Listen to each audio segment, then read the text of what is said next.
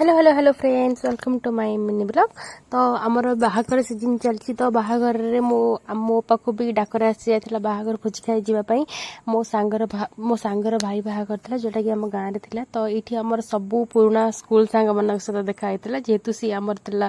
गाँ सांग मैंने आमर पिलादिन जोटा कि स्कूल सांग मैंने समस्त सहित देखाई ये देखिपे एत जोर गहली थिला जे समस्त ठेला पेला कर शेष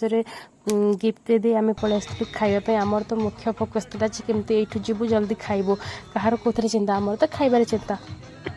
देन सैड आसी सारापर